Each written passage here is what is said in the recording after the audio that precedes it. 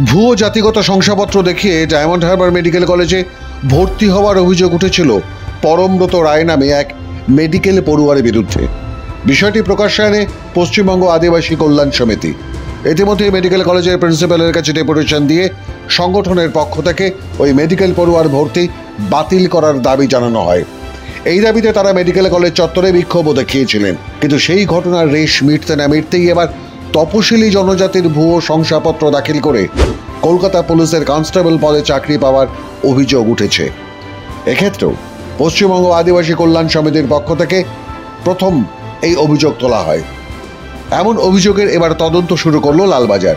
উচ্চপদস্থ এক আধিকারিককে তদন্ত করে রিপোর্ট দিতে বলেছে কলকাতার নগরপাল মনোজ বর্মা। এক পুলিশ কর্তাও জানান, বিষয়টি কিছুদিন আগেই তাদের নজরে আসে। কতজন ভুয়ো তপশিলি জনজাতির শংসাপত্র নিয়ে চাকরি করছেন? জানা গেছে 2012 সালে কয়েকশো জনকে কলকাতা পুলিশের কনস্টেবল পদে নিয়োগ করা হয়, যারা বর্তমানে বিভিন্ন থানা ও ইউনিটে কর্মরত। কিছুদিন আগে অভিযোগ ওঠে এদের মধ্যে প্রায় 100 জন ভুয়ো তপশিলি জনজাতি শংসাপত্র জমা দিয়ে চাকরি পেয়েছেন। পশ্চিমবঙ্গ আদিবাসী কল্যাণ সমিতির পক্ষে এই বিষয়টি প্রথমবার নজরে আসে। অনগ্রসর শ্রেণী কল্যাণ দফতর ও লালবাজারকে এই তথ্য জানান তারা। নড়ে চড়ে বসে লালবাজার, তদন্তের নির্দেশ জারি করা হয়।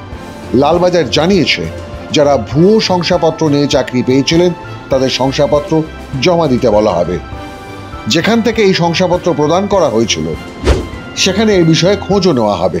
আপনারা সকলে অবগত আছেন যে কলকাতা পুলিশ কনস্টেবল এবং লেডি কনস্টেবলের 2012 সালের যে নিয়োগ প্রক্রিয়া এবং 2020 সালের যে নিয়োগ প্রক্রিয়া, তাতে এসটিদের লিস্টে ভুরি ভুরি আদিবাসীদের নাম। তো এই ইস্যুতে পশ্চিমবঙ্গ আদিবাসী কল্যাণ সমিতির পক্ষ থেকে কনসার্ন দপ্তর, যেমন Kolkata police headquarter, joint CP এবং আরও অন্যান্য আধিকারিকদের নিকট আমরা অভিযোগপত্র জমা করেছি, কিন্তু প্রশাসনের পক্ষ থেকে যথাযথ পদক্ষেপ কিন্তু নেওয়া হচ্ছে না। তো এই বিষয়ে আমরা লাগাতার আন্দোলন চালিয়ে যাচ্ছি। এরই সঙ্গে সাম্প্রতিক যে পুলিশ নিয়োগের যে গ্রেডেশন, তাতেও ভুরুভুরি আদিবাসীদের নাম আমরা লক্ষ্য করেছি। এই নিয়েও আমরা অভিযোগ জানিয়েছি।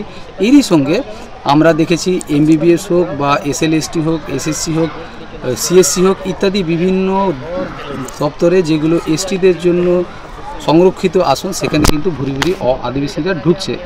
এই ইস্যুগুলোতেও আমরা কনসার্ন বিভিন্ন আধিকারিকদেরকে আমরা চিঠি করেছি বা ফিজিক্যালি উপস্থিতির মাধ্যমে আমরা মেমোরেন্ডাম জমা দিয়েছি।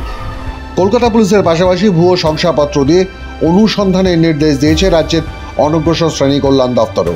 এর আগে অন্যান্য দপ্তরে ভুয়ো শংসাপত্র দাখিল করে চাকরি পাওয়ার অভিযোগ উঠলেও পুলিশের নিয়োগে এমন অনিয়ম এর আগে কখনো হয়নি। রাজ্য জুড়ে বড়সড় জালিয়াতি চক্র এর পিছনে রয়েছে বলে মনে করছেন ওয়াকিবহাল মহল। এই চক্রের পিছনে কারা রয়েছে, পুলিশি তদন্তে কি উঠে আসে, আর যারা ভুয়ো শংসাপত্র দেখিয়ে পুলিশে বহাল তবিয়তে চাকরি করছেন তাদের বিরুদ্ধে লালবাজার কি ব্যবস্থা নয়, সেটাই এখন দেখার। মাধ্যম ব্যুরো রিপোর্ট।